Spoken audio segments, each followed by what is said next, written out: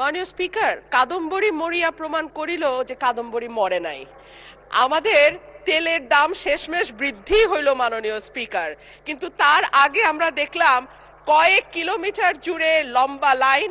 আমরা দেখলাম মাঝরাত পর্যন্ত ড্রাইভাররা দাঁড়িয়ে আছে, তারা তেল পাচ্ছে না, কিন্তু সরকারের সেই ব্যাপারে কোনো হেলদোল নাই।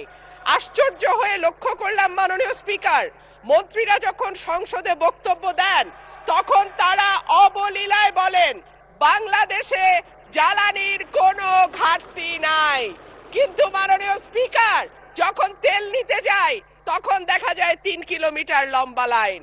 যদি জ্বালানির কোনো সংকটই না থাকে তাহলে এত লম্বা লাইনই বা কেন? দামই বা বাড়াইতে হয় কেন?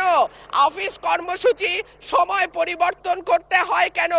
এই প্রশ্নগুলা তো ওঠে মাননীয় স্পিকার।